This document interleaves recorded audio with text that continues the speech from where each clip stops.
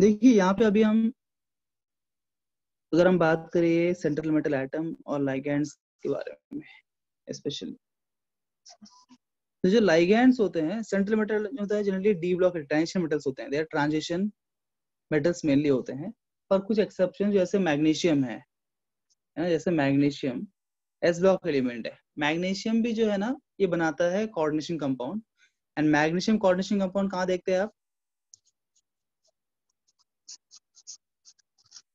Chlorophyll, पता है?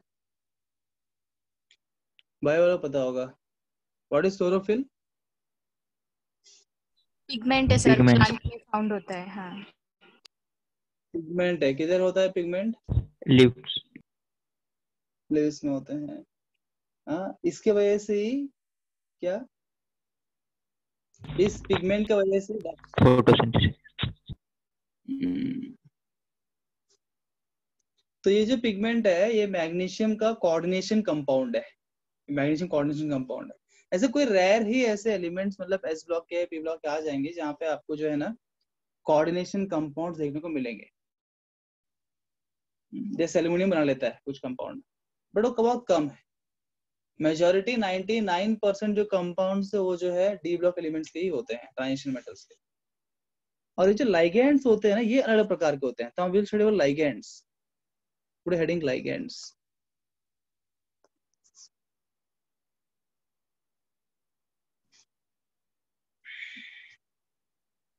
अब इस लाइगैंड्स जो हम अलग अलग प्रकार से क्लासिफाई भी कर सकते हैं। We can classify this as, पहला क्लासिफिकेशन कर सकते हैं as unidentate ligands, bidentate ligands, polydentate ligands, ambidentate ligands, and flexidentate ligands. This is the first classification. Second classification of ligands could be like this: cationic ligands,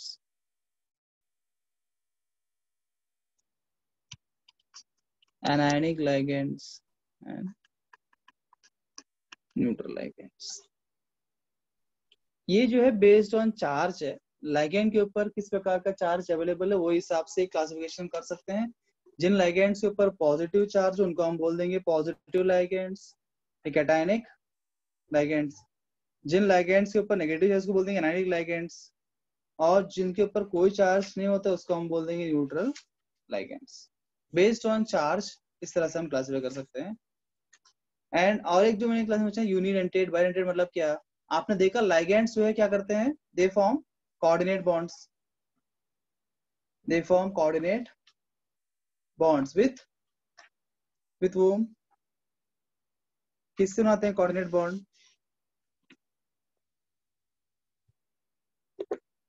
central metal atom, central metal atom से बनाते हैं, ठीक है। तो central metal atom से वो बनाते हैं कोऑर्डिनेट बॉन्ड्स। तो कितने कोऑर्डिनेट बॉन्ड्स एक लाइगैंड बना सकता है उसके हिसाब से भी इस प्रकार से हम क्लासिफिकेशन इसको कर सकते हैं, ठीक है ना। अगर वो सिर्फ एक कोऑर्डिनेट बॉन्ड बनाता है, if it forms only one coordinate bond, तो उसको हम बोलेंगे यूनिडेंटेट लाइगैंड। अगर वो लाइगैंड सिर्फ एक ही कोऑर्डिनेट बॉन्ड बना सकता है उसको हम बोलेंगे यूनिडेंटेट, या फिर उसको बोल सकते हैं मोनोडेंटेट। मोनो ही बोलते हैं कोई जगह पे, मोनो ही है यूनिडेंटेट। अगर वो दो कोऑर्डिनेट बॉन्ड बना सकता है एक ही लाइगैंड, अगर दो कोऑर्डिनेट बनाता है उसको बोलेंगे हम बाइडेंटेट लाइगैंड। बात समझ में आ रहा है ना? you can write also, not a problem. जो सिर्फ एक ही बनाए, only one coordinate bond, one coordinate bond,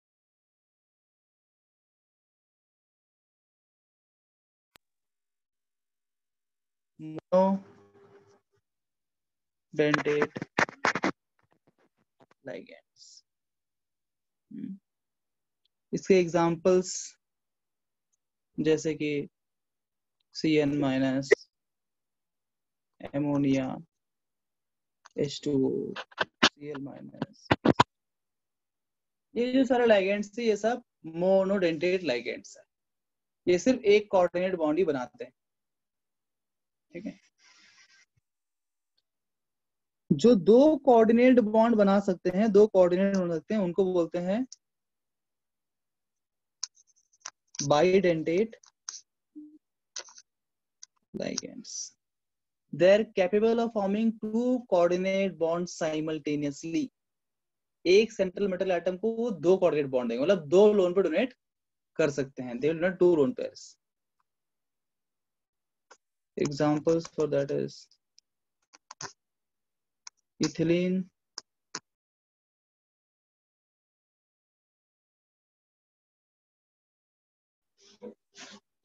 ethylene diamine, इसको ना शॉर्ट में हम EN डिनोट करते हैं, ठीक है ना। तो हम जो यहाँ पे यूज करेंगे कंपाउंड्स में, we will not write the formula, we will not write this name, we will use EN. इसका इथिलीन डायमीन का फॉर्मूला क्या हुआ था? Ethylene diamine is NH2 NH2। तो ये दोनों N पे जो लोन पेयर है, ये N और ये N, ये दोनों बनाते हैं coordinate bond, they form the coordinate bond, something like this। मानो ये सेंट्रल मेटल एटम है,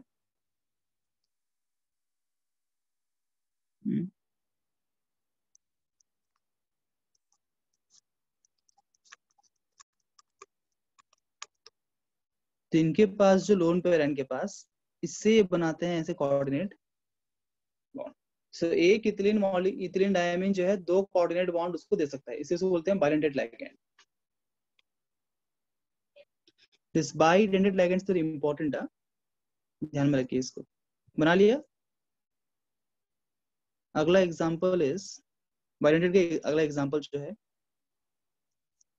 वो है oxalate ion, that is C2O4 2-, और इसको यहाँ पे बहुत जगह पे यूज करते हैं OX, ऑक्स शॉर्ट में, ये ऑक्सलेट आयन ही है, पर यहाँ पे हम उसको ऑक्सलेट आयन पे नहीं बोलते हैं, we call it as oxalato, oxalato बोलते हैं। वो समझे बाद IUPAC में पढ़ेंगे तो आपको बताएंगे हम कैसे नाम बदल जाता है यहाँ पे। ये ऑक्सलेट आयन जिसको हम जानते हैं, यहाँ पे वो बाइडेंटेड काम करता है, लाइक बाइडेंटेड लाइगेंड। C2O4 2- में भी जो है आपके दो लाइगेंड से कोऑर्डिनेट बॉन्ड्स बनते हैं। ये सेकंड एग्जांपल इंपॉर्टेंट, ठीक है। तो this is example bidentate ligands. वैसे नेक्स्ट क्या है बोला मैंने, पॉलीडेंटेट, मतलब क्या, जो भी मोर देन टू, कोई 3 बॉन्ड बनाता है कोऑर्डिनेट बॉन्ड, कोई 4 देता है, कोई 5 देता है, कोई 6 देता है, तो ये सबको क्या बोलेंगे हम, they're called as polydentate ligands. So polydentate ligands क्या, more than 2 ligands, sorry more than 2 coordinate bonds. एक ही लाइगेंड जो है मोर देन 2 कोऑर्डिनेट बॉन्ड्स अगर बना सकता है सेंट्रल मेटल एटम से, तब उसको हम बोलेंगे पॉलीडेंटेट लाइगेंड। इसका जो बेस्ट उदाहरण है वो है EDTA,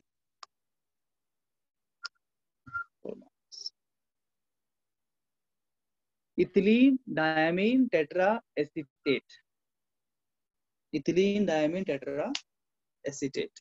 ये जो आयन है दिस इज हेक्साडेंटेट, हेक्साडेंटेट बहुत फेमस मॉलिक्यूल है। मतलब ये कि एक इथिलीन डायमीन टेट्रा एसीटेट जो है ना 6 कोऑर्डिनेट बॉन्ड बना सकता है। तो इसमें देखो आप दो चीजें हैं, इथिलीन डायमीन, दो अमीन है, दो अमीन मतलब 2 NH2 रहेगा उसके ऊपर, तो दोनों N के ऊपर लोन पेयर है, राइट। सो वो उसको 2 बनाएगा, 2 अमीन से। टेट्रा एसीटेट, जो एसीटेट आयन है उसमें CO- है ना, O-, तो वहां पे आपको 4 ऑक्सीजन है, तो 4 ऑक्सीजन और 2 नाइट्रोजन, कुल मिला के 6। ये 6 लोग जो है 6 कोऑर्डिनेट बॉन्ड बना सकते हैं। तो ये कोऑर्डिनेट लाइगेंड का मोस्ट फेमस एग्जांपल है। नोट कर लिया यहाँ तक आपने? Done till here? Yes sir. Yes, sir.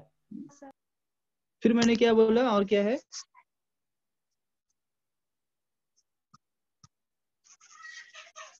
Ambidentate, अभी ध्यान दो इसको, एम्बीडेंटेट क्या है? एम्बीडेंटेट लिगेंड्स किसको बोलते हैं? अब बेस्ड नंबर ऑफ बॉन्ड्स तीन क्लासिफिकेशन थोड़ा डिफरेंट है, उसी के अंदर लिख लेते हैं पर थोड़ा डिफरेंट है। एम्बीडेंटेट लिगेंड बेसिकली मोनोडेंट लिगेंड्स ही है। these are basically monodentate ligands। ये मोनोडेंटिटी है, पर कौन से मोनोडेंटेट लिगेंड्स को हम बोल सकते हैं कि एम्बीडेंटेट लिगेंड है? ऐसा मोनोडेंटेट जिसके अंदर एक नहीं बल्कि दो ऐसे एटम होने चाहिए जो कैपेबल है कोऑर्डिनेट बॉन्ड बनाने के लिए, परंतु दोनों में से सिर्फ कोई एक ही बनाएगा। दो लोग कैपेबल है पर बनाएंगे सिर्फ एक at a time. For example Cn minus and Nc minus, आपने सुना होगा साइनाइड एंड आइसो साइनाइड बोलते हैं। अगर यहाँ पे कार्बन ने अगर बनाया कोऑर्डिनेट बॉन्ड तो हम बोलते हैं इसको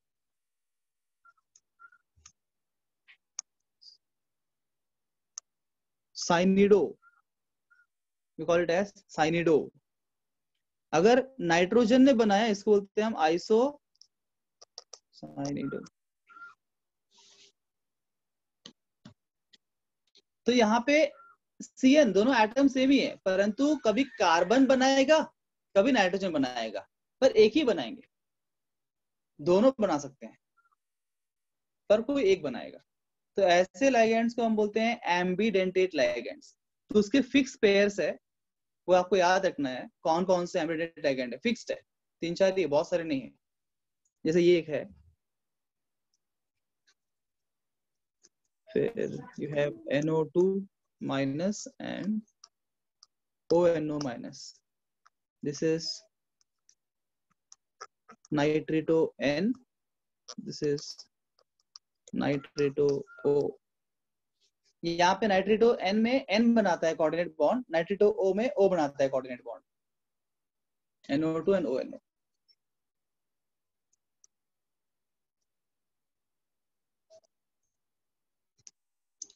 इसके अलावा एक और है,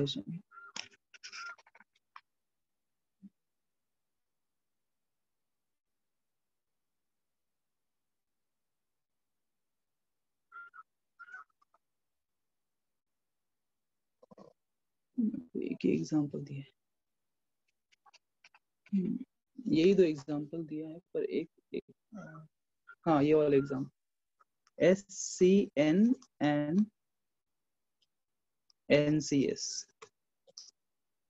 thiocyanate and isothiocyanate, cyanate, thiocyanate and this is isothiocyanate। ये तीन एग्जाम्पल ही है, ये बस आपको याद रखना। इससे फायदा होगा, आपको समझेंगे बाद में क्या फायदा है, इसको याद रखिए। These are ambidentate ligands। समझा क्या मीनिंग है इनका? जहां पे दोनों सक्षम होते हैं परंतु सिर्फ एट ए टाइम से एक ही बनाएगा, उसको बोलते हैं ambidentate ligands। Clear? Yes sir. और लास्ट क्या बताया मैंने आपको? Flexi dentate ligands। तो फ्लेक्सी डेंटेट ligands क्या है? ये फ्लेक्सिबल है इन द सेंस दैट, मान लीजिए EDTA की बात किया हमने, EDTA जो है जनरली इट इज हेक्साडेंटेट। ये क्या है? हेक्साडेंटेट है, परंतु जरूरत पड़ने पे it can become penta also. ये अपना जो है नंबर ऑफ कोऑर्डिनेट बॉन्ड्स को कम भी कर सकता है। फ्लेक्सिबल है, कभी 5 दिखाता है कभी 6 दिखाता है ना, कोऑर्डिनेशन नंबर बदलता रहता है, कभी हेक्सा कभी पेंटा कभी टेट्रा। जो ऐसे लिगेंड्स होते हैं जो फ्लेक्सिबल होते हैं and they can change their coordination number. Coordination number का मतलब होता है कितने वो कोऑर्डिनेट बॉन्ड बना सकते हैं, उसी को बोलते हैं कोऑर्डिनेशन नंबर। कोऑर्डिनेशन नंबर क्या है? कितने कोऑर्डिनेट बॉन्ड्स वो बना सकता है। तो जो लाइगेंड सिर्फ एक ही कोऑर्डिनेट बनाता है उसका कोऑर्डिनेशन नंबर क्या होगा? 1। EDTA जनरली कोऑर्डिनेशन नंबर क्या होता है उसका EDTA का? 6 क्योंकि वो हेक्सा है, पर वो अपना कोऑर्डिनेशन नंबर चेंज कर सकता है, number of coordinate bond change कर सकता है। जो ऐसे चेंज कर सकता है उसको बोलते हैं फ्लेक्सीडेंटेट लाइगेंड। एनसीईआरटी में शायद नहीं है इसके बारे में, not given what is particular type ligand. मैं बता रहा हूँ बिकॉज एक बार एक क्वेश्चन कहीं देखा मैंने, I don't know where I saw, तो उसका एक ही एग्जांपल है EDTA। तो पूछता है which of the following is a flexidentate ligand, answer is EDTA। इकलौता एग्जांपल है, कोई टेंशन नहीं आपको, इकलौता एग्जांपल नोट कर लीजिए, बस पूछ सकता है। समझ है इसको, आई डोंट नो प्रीवियस ईयर में देखा, कहां देखा, लिख लिया? Yes sir.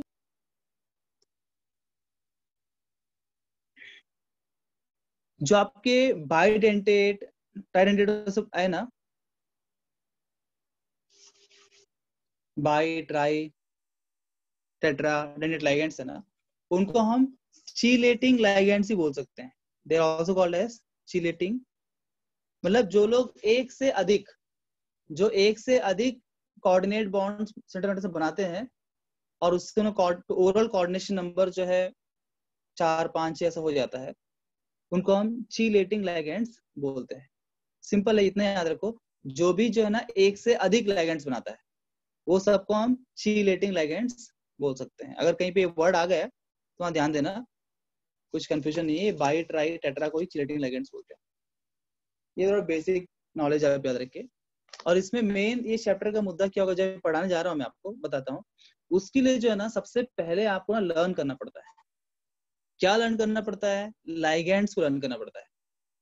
या बहुत जैसे आप ऑर्गेनिक केमिस्ट्री में फंक्शनल ग्रुप से लर्न करते हो ना, डिफरेंट फंक्शनल ग्रुप्स की स्टार्टिंग पढ़ते हो, तो वैसे ही यहाँ पे जो है ना डिफरेंट लाइगेंड्स क्या है, उनके ऊपर कितना चार्ज होता है, वो लर्न किए बिना आप ये चैप्टर नहीं कर सकते। तो फर्स्ट यहाँ पे लर्न करना, रट्टा मारना पड़ता है, फिर कंसेप्ट प्लस रट्टा थ्योरी, फिर सॉल्व होगा क्वेश्चन इस चैप्टर का। तो you are given with a list of ligands in NCERT, तो एज इट इज उन लाइगेंड्स को आपको याद कर लेना है। बहुत सारे आप जानते हो, यही है, मतलब सिर्फ नाम बदलता है, जैसे कि Cl minus, you know Cl minus, बस अभी इसको हम यहाँ पे ना क्लोरीन नहीं बोलेंगे ना क्लोराइड बोलेंगे, इसका बेसिक नाम ही क्लोराइड आयन है, क्लोराइड आयन, पर यहाँ क्या बोलेंगे हम? क्लोरिडो बोलेंगे। क्या बोलेंगे? क्लोरिडो, इडो, क्लोरिडो। F माइनस क्या बोलेंगे बताओ? लो यार, फ्लोरिडो। फ्लोरिडो। I माइनस को आयोडो। आयोडो है ना, क्लोरिडो, ब्रोमिडो है ना, दिस इज ब्रोमिडो, आयोडो। अब कुछ जगह पे जो है ना, बिकॉज एक स्टेट बोर्ड के टेक्स्ट बुक है और एक एनसीईआरटी का है, जब मैं दोनों को रिफर करता हूँ तो समझता हूँ कि दोनों में डिफरेंट दिया हुआ है। क्या डिफरेंट दिया है? आई थिंक दोनों में से कौन सा मुझे याद नहीं आ रहा है। One of the two is given like this, other one is given as chloro, fluoro, iodo और ब्रोमो, जैसे ऑर्गेनिक यूज करते हैं, ये भी दिया हुआ है। तो दोनों में अलग अलग दिया हुआ है, तो भी ध्यान देना, ठीक है? स्टेट बोर्ड में अलग दिया है, एनसीईआरटी में अलग दिया है। क्लोरो, ब्रोमो, फ्लोरो, उसका मतलब दोनों ही सही है, that means both are right. तो क्वेश्चन में ऐसा आया तो भी सही, वैसा आया तो भी सही है। तो हाउ दे विल आस्क, जब वो एनसीईआरटी में मानो इस प्रकार से दिया हुआ है, तो फिर जो नीट और जे वाले क्वेश्चंस रहेंगे, they will prefer this terms more, और सीईटी में ये वाला टर्म्स प्रेफर करेंगे, उतना ही फर्क पड़ेगा, पर दोनों ही सही है। Cn minus called as cyano बोलते हैं एक टेक्स्ट बुक के अंदर, और जगह बोलते हैं साइनिडो, इडो वाला। पर एंड क्या हो रहा है देखो आप, ये सब में जितने भी नेगेटिव आयंस है ना, ये सभी नेगेटिव आयंस है, इन सब का अंत कैसा हो रहा है? Ending with O, ending with O, that is important. जितने भी नेगेटिव आयंस है वो सब का अंत होगा ओ से, साइनो या फिर साइनिडो बोलो। आइसोसाइनो या आइसोसाइनिडो। C2O4 2-, ये क्या ऑक्सिलेट आयन है, तो ये माइनस चार्ज इसके ऊपर, तो कैसा नाम हो जाएगा इसको, oxalato. This is oxalato, O end with O, oxalato. वही आयंस जो हमने पहले पढ़ा है, वो उसका नाम थोड़ा सा डिफरेंट होगा, O में एंड होगा। Negative ions will and with O। अगर पॉजिटिव आयंस रहेंगे ना, जैसे कि पॉजिटिव आयंस ध्यान में करेंगे, पॉजिटिव आयंस कौन से में,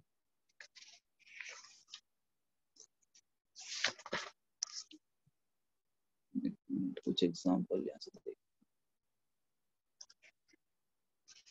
हाँ, जैसे NO2+, ये पॉजिटिव है, NO2+ है ना। आपको याद होगा नाइट्रेशन करते वक्त NO2+ बनता है ना, जब हम नाइट्रेशन करते हैं ऑर्गेनिक केमिस्ट्री में, तो NO2+ निर्माण होता है, इलेक्ट्रोफाइल वो अटैक करता है। NO2+, जो भी इतने भी प्लस चार्ज वाले कैटायंस होंगे, they will always and with EM, they will and with EM। एक NO2+ है और एक NO+ है, और एक कैटायंस वाले बहुत कम है, सब एनायंस ही है। ये 3 लोग हैं, तो 3 लोग लिख लेते हैं अभी के अभी। NO2+ is called as sub end of किससे, EM EM EM। NO2+ is nitronium, nitronium ion। This is nitrozonium, nitrozonium, बराबर। एंड ये क्या है, हाइड्रोजन है ना, NH2 is hydrogen, right? NH2 is hydrogen। अब उसमें H+ जोड़ दिया, तो ये क्या हो जाएगा, हाइड्रोजीनियम। ये हाइड्रोजीनियम हो जाएगा। तो जो प्लस चार्ज वाले कैटायंस है, they will and with EM, and negative charge वाले एंड विथ O। एंड जो न्यूट्रल होंगे, जिनका कोई चार्ज नहीं है, तो उनका कोई ऐसा स्पेशल नेमिंग नहीं होता है, ये don't have any special ending, no special ending. Neutral वाले जो फेमस कंपाउंड्स वो कौन है, न्यूट्रल में NH3 है, दिस इज कॉल्ड एज अमीन, बराबर। दिस कॉल्ड एज स्पेलिंग है, स्पेलिंग है ना, ये अमीन है, एमाइन नहीं है, AMIN नहीं है, अमीन बोलते हैं इसको, ammine. H2O is called as aqua, या फिर कुछ जगह पे इसको एक्वा बोलते हैं, एक्वा या एक्वो बोलते हैं पानी को, न्यूट्रल लाइगेंड्स। और कौन सा है फेमस, CO ही फेमस है, दिस इज कार्बोनिल, कार्बोनिल।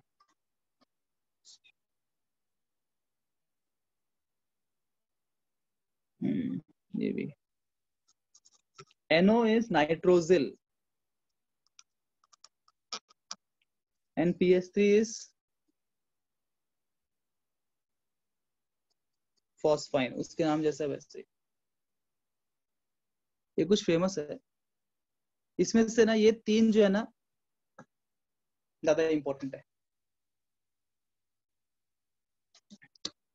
बाकी वो लिस्ट में जो भी है ना, आप सब रट्टा मार लीजिए, जो NCERT में दिया है वो पूरा रट्टा मार लीजिए, पर ये इंपॉर्टेंट है, जो मैक्सिमम यूज होते हैं, मैंने वही बताया आपको। तो ये कुछ इन सबका चार्ज आपको लर्न होना चाहिए, बस चार्ज मेनली। तो 2 सेक्शन अगर हम डिवाइड कर लेते हैं चैप्टर को, तो एक सेक्शन के लिए पूरे सर पीछे लो ना 2 मिनट।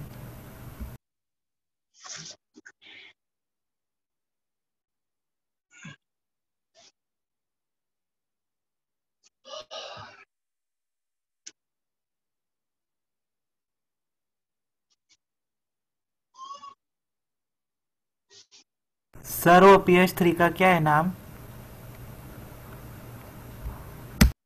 फॉस्फाइन।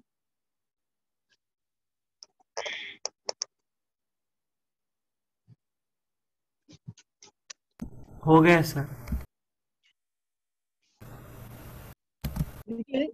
इसको सेक्शन वाइज डिवाइड करके पढ़ते हैं इस चैप्टर को, तो बहुत सिंपल है समझने में। पहले हम बात करें थ्योरीज के बारे में। इस चैप्टर में डिफरेंट थ्योरीज दिए है। फर्स्ट थ्योरी है वर्नर्स थ्योरी, उसके बाद एक थ्योरी दिया है valence bond theory. Valence bond theory पहले ही पढ़ा कहीं पे आपने, केमिकल बॉन्डिंग। Chemical bonding. यहाँ वैलेंस बॉन्ड थ्योरी इसके लिए कोऑर्डिनेशन कंपाउंड के लिए। और फिर क्रिस्टल फील्ड थ्योरी। ये तीन थ्योरी को हम एक साथ पढ़ेंगे झुंड में। दो सेक्शन बीच में बहुत सी चीजें हैं, है ना, पर हम वैसे खिचड़ी नहीं पकाएंगे। ये समझना आसान रहेगा अगर हम इस तरफ पढ़ेंगे। थ्योरी सब एक साथ पढ़े। फिर एक टॉपिक है isomerism. You see this is last chapter ending eight inorganic chemistry का लास्ट चैप्टर है। फिर शुरू होता है ऑर्गेनिक केमिस्ट्री। तो इनऑर्गेनिक और ऑर्गेनिक के बीच में सैंडविच जैसा है बीच में। तो इसमें कुछ ऑर्गेनिक जैसे टॉपिक्स भी है। आइसोमरिज्म पढ़ते हैं, यहाँ भी है। IUPAC नॉमेनक्लेचर पढ़ते हैं, यहाँ भी है। दोनों का मिक्सचर जैसे है, यहाँ दोनों चीजें हैं। IUPAC नॉमेनक्लेचर भी है इसके अंदर। इनके अंदर डिफरेंट कंपाउंड्स है ना, इनका सबको डिफरेंट रहेगा हर चीज। IUPAC नॉमेनक्लेचर, आइसोमरिज्म और थियरीज।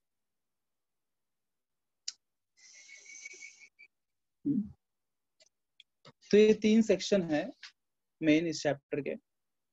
इसको वन बाय वन हम देखते हैं। ये तीनों ही इंपॉर्टेंट है। दूसरी बात है तीनों ही इंपॉर्टेंट है।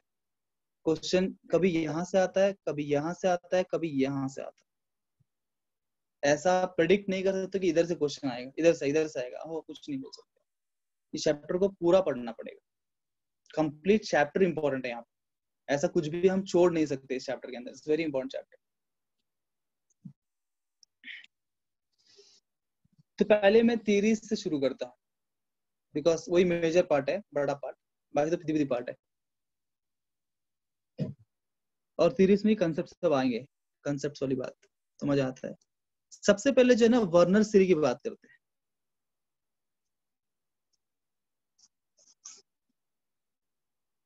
Werner theory. Werner theory mainly क्या बोलता है, वो किस मुद्दे पे बात करता है, देखते हैं। वर्नर थ्योरी बोलता है, देखो आई विल नॉट राइट है ना points and all this things, so many points theory मैं लिखने नहीं वाला हूं यहाँ पे। मैं उसके मुद्दे की बात बताऊंगा, क्या बताता है वो। जैसे हम फजान स्वरूप पढ़ते हैं। Werner theory says that every coordination compound has two types of valences. कितने वैलेंस होते हैं, बोलते हैं दो वैलेंसी होते हैं। हर एक कोऑर्डिनेशन कंपाउंड जो है दो प्रकार का वैलेंस दिखाता है, primary valency and secondary valency.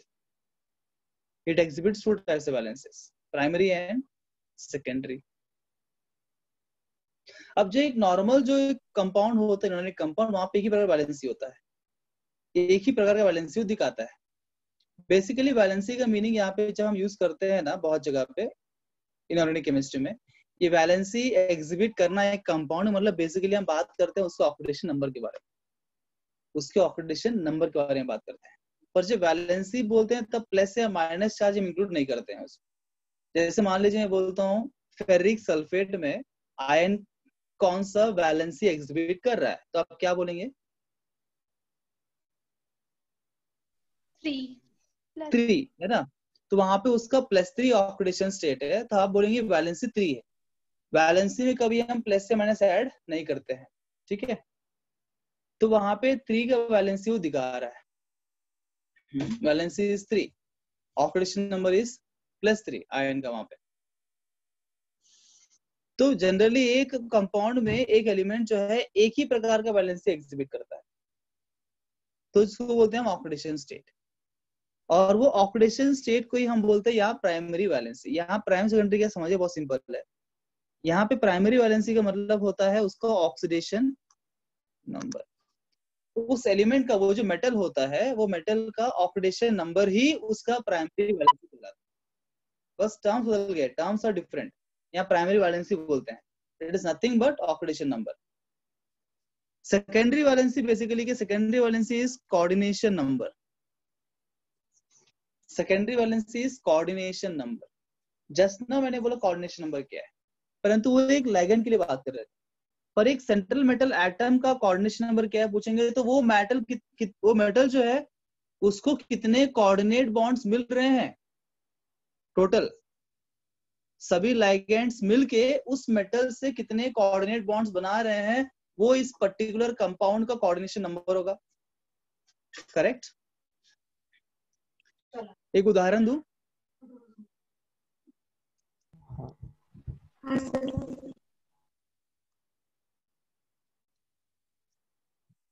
जैसे मान लीजिए हमारे पास K3, just I am taking example है, I don't know compound exist करता है कि नहीं करता है, ऐसे बना रहा हूं।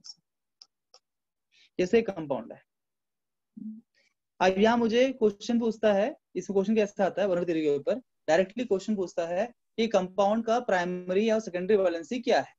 ये बहुत फेमस क्वेश्चन है, अगर कोई इसके ऊपर काम कर रहा है ऑलरेडी, हुआ नहीं चाहता तो अपने कर नहीं पाएंगे, जब आप करेंगे प्रीवियस चेक करेंगे, you see many previous question, direct question आता है, कंपाउंड दिया रहेगा, पूछता है इसका प्राइमरी वैलेंसी सेकेंडरी वैलेंसी क्या बताइए, डायरेक्ट क्वेश्चन। हमें क्या करना है, ऑक्सीडेशन नंबर निकालना है। ऑक्सीडेशन नंबर निकालना अपने को आता है, पोटेशियम का +1, 3 पोटेशियम मतलब +3, आयरन का X, Cn के ऊपर चार्ज किया, यही भी इंपॉर्टेंस है कि वो लिगेंड पे चार्ज क्या पता होना चाहिए हर एक लिगेंड के ऊपर। Cn -1 होता है ना, तो 6 Cn है मतलब -6, ऊपर 0 हो गया। X इक्वल टू क्या मिलेगा आपको, +3, उसका मतलब इससे प्राइमरी वैलेंसी क्या बोलेंगे आप, 3। What is the primary valency, 3। Got it? Yes, sir. So what about the secondary valency? Secondary valency is coordination number. कितने लाइगेंड है यहाँ पे, 6 लाइगेंड है, और एक किस प्रकार का लाइगेंड है वो देखना पड़ेगा, वो मोनोडेंटेट है, बाई है, टेट्रा है, क्या है। Cn is a monodentate ligand, तो एक Cn जो है सिर्फ एक ही कोऑर्डिनेट बॉन्ड बनाएगा, और 6 Cn कितने बनाएंगे, 6 बनाएंगे, है ना। तो कोऑर्डिनेशन नंबर क्या हो जाएगा, 6 हो जाएगा, बिकॉज यहाँ पे 6 कोऑर्डिनेट बॉन्ड्स बन रहे हैं, तो coordination number is 6, and coordination number को ये हम बोलते हैं सेकेंडरी वैलेंसी। तो answer is 3,6। 3 is the primary valency, 6 is the secondary valency. चढ़ना समझ लगा? Yes, sir. Yes, sir. Primary and secondary valency of a compound. या अच्छा, एक आप बताइए, एक क्वेश्चन आप बताइए।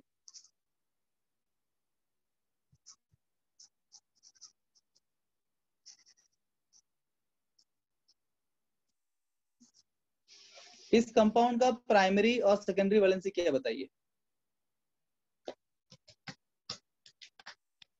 चलो बताओ, जल्दी बताने का, 1 मिनट के अंदर। एन क्या है सर? हाँ, अभी तो बता देना मैंने, इथिलीन डायमीन का शॉर्ट फॉर्म मैंने बोला ना, ऐसे यूज करने वाले हैं, है ना। EN is ethylene diamine, ligand है। It is a example of which ligand? Bidentate ligand में लिखा, and ethylene diamine is a neutral ligand. It is a neutral ligand. So ये दो बातें पता होना चाहिए करने के लिए सॉल्व। जो ligand यूज किया है वो चार्ज क्या है, और वो कौन सा ligand है, मोनो है, बाई है, ट्राई है, पता होना चाहिए। दो चीज पता तो कर सकते हैं, अब करिए, बता दिया मैंने आपको। ये बहुत फेमस है, पता होना चाहिए उसके बारे में। तो प्राइमरी वैलेंसी 2 है और सेकेंडरी वैलेंसी 4 है।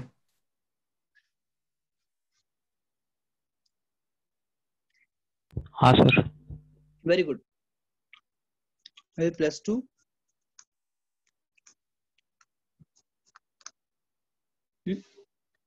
मेरे ख्याल से मुझे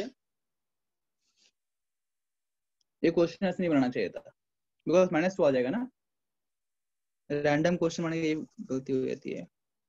मुझे यहाँ कुछ डाल देना चाहिए था, तो क्या हो जाएगा, ये +2 हो जाएगा ना, बिकॉज कॉपर का -2 पॉसिबल नहीं है।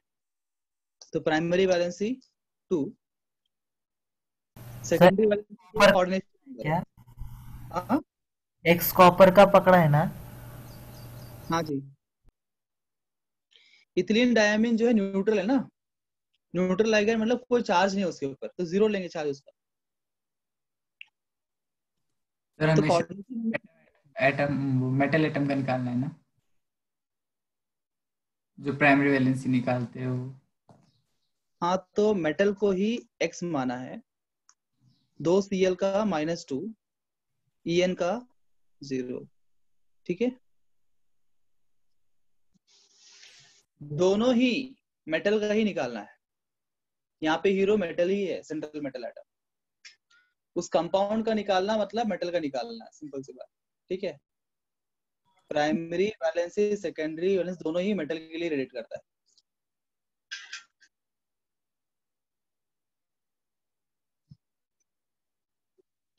Number of coordinate bonds. Now we know that En is a bidentate ligand. तो एक En जो है 2 कोऑर्डिनेट बॉन्ड बनाएगा। तो 2 En कितने बनाएंगे? 2 En 4 बनाएंगे? हाँ कि नहीं? हाँ सर। हाँ सर। पड़ेगा। हाँ सर। 2 = 4। समझा? Yes sir. शिल्लार जी वीडियो में आ गए, अच्छी बात है। चलो हम दोनों पढ़ेंगे शिल्लार, है ना? तुम और मैं पढ़ेंगे इस चैप्टर को। कोऑर्डिनेशन नंबर हो गया है 4। ठीक है, और बाकी जैसे आगे बढ़ेंगे ना, मैं और एग्जांपल ऐसे देता रहूंगा, क्योंकि भाई जब भी क्वेश्चन आएगा पीछे वाले क्वेश्चन को भी रेफर करेंगे ताकि वो रिवीजन होता रहेगा आगे कंसेप्ट में। तो ये वर्नर सीरीज का मेन कंट्रीब्यूशन है, प्राइमरी एंड सेकेंडरी वैलेंसी पता करना। ये मुद्दे की बात है वर्नर सीरीज की। जाते हैं वीबीटी में।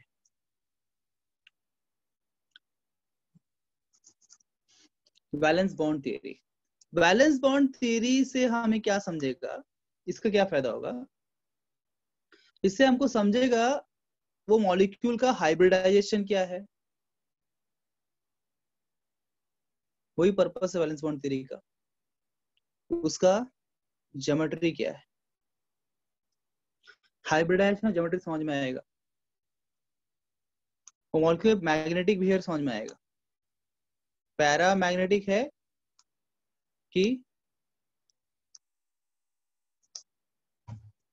डाया मैग्नेटिक है, वो कंपाउंड कलरफुल है कि कलर लेस है, कंपाउंड कलरफुल है कि कलर लेस है।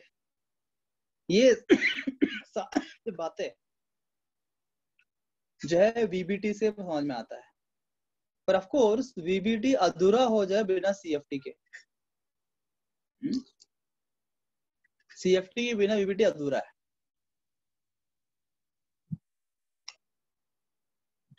सीएफटी क्या है? कैथोड रे ट्यूब ना, सीआरटी नहीं है, सीएफटी है। सीएफटी क्या है?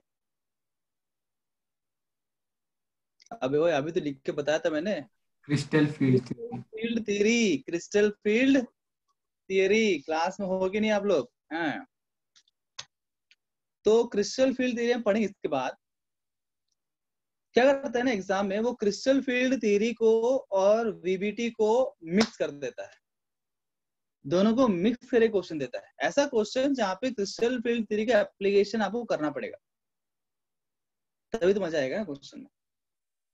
प्योर वीबीटी के ऊपर क्वेश्चन आ भी सकता है, ठीक है, परंतु जनरली बिकॉज एक क्वेश्चन देना है उसको, तो वो 2-3 कंसेप्ट जहां जुड़ सकता है वहां जोड़ देता है, वो ट्रेंड है।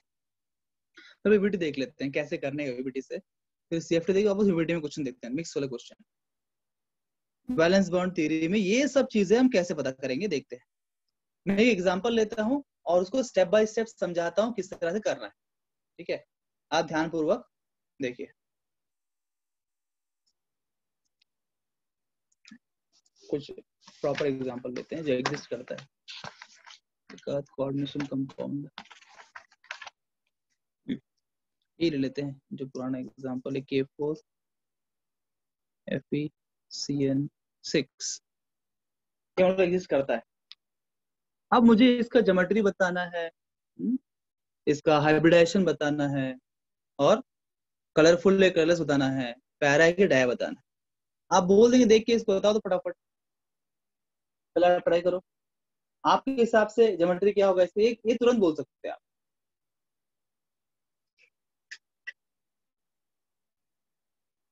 टेट्राहेड्रल।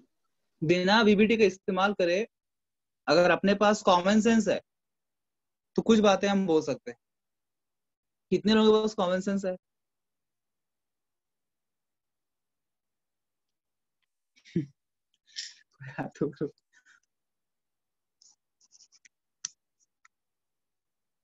देखो थोड़ा आपको मैं ट्रिक बेस पढ़ाता हूँ, थोड़ा सा दोनों साथ में पढ़ाता हूँ। अगर कोऑर्डिनेशन नंबर 6 है ना, तो ये ऑक्टाहेड्रल होगा। अगर कोऑर्डिनेशन नंबर 6 है ना, तो क्या होगा ये? ऑक्टाहेड्रल, या फिर स्क्वायर बाइपिरामिडल। देखो ध्यान से पहले क्या करना, ऑप्शन देख के आप टिक कर सकते हो बहुत सारा क्वेश्चन, ये पता है तो थोड़ा अंडरस्टैंडिंग। देखो 6 बॉन्ड रहेंगे ना, 6 बॉन्ड किसमें होते हैं जी? केमिकल बॉन्डिंग पढ़ा है ना हमने, 6 बॉन्ड है मतलब it should be either sp3d2 hybridisation और d2sp3।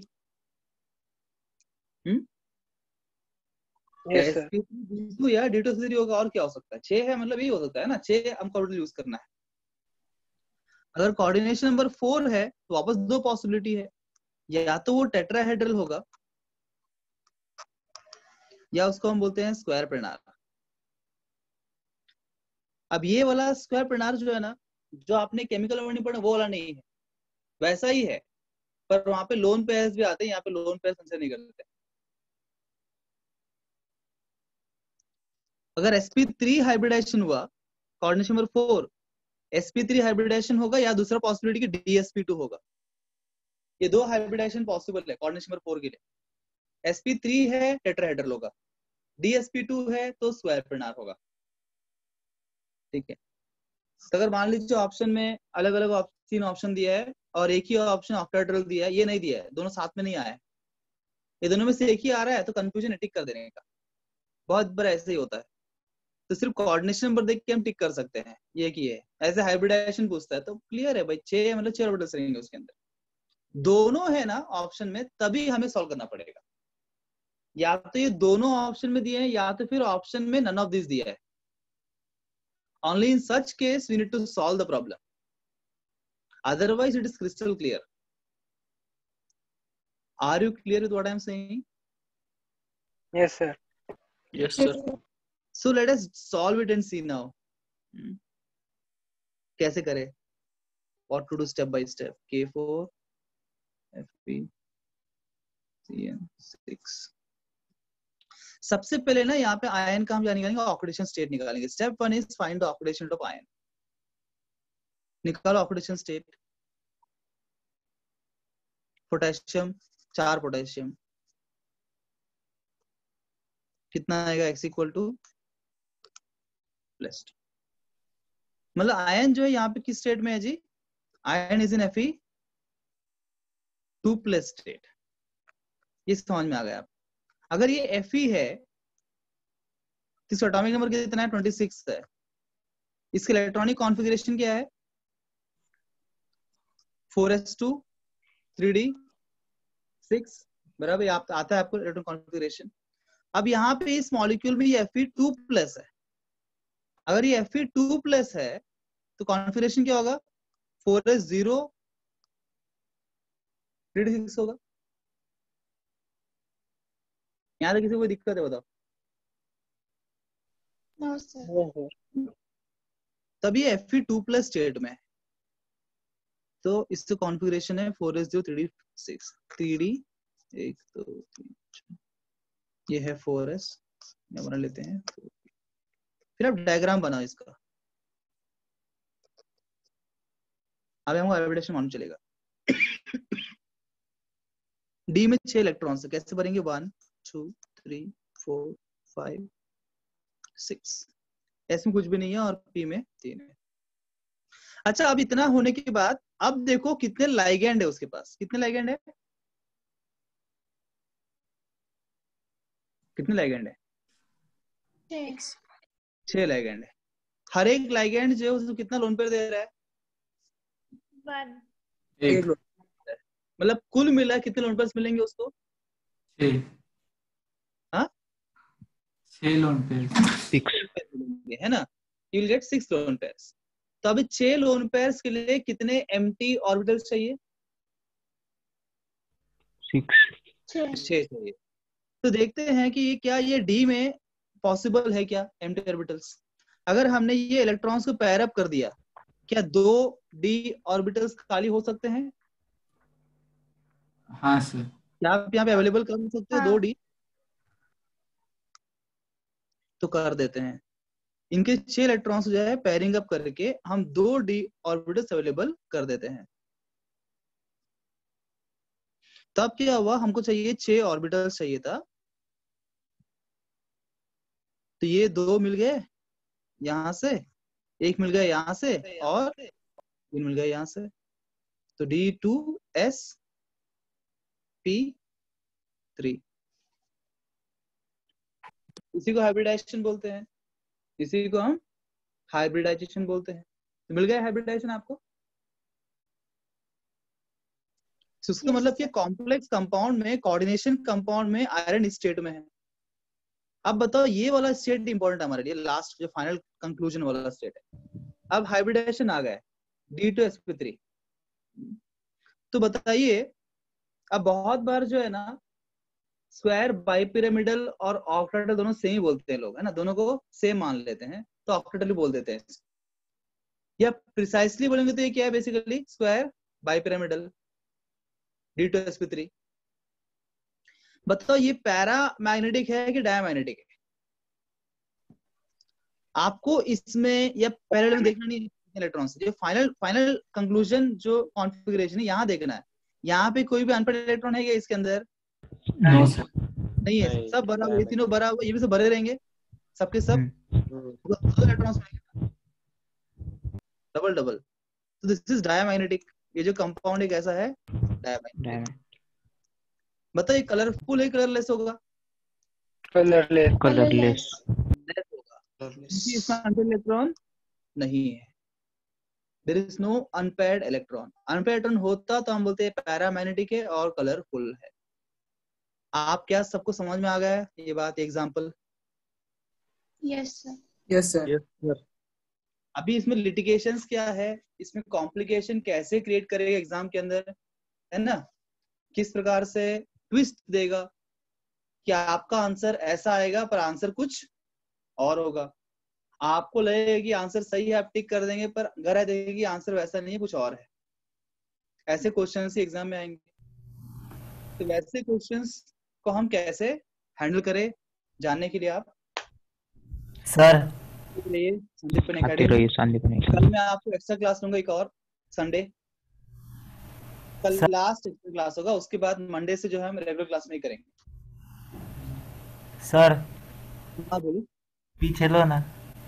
ये लो, ये तो भाई साहब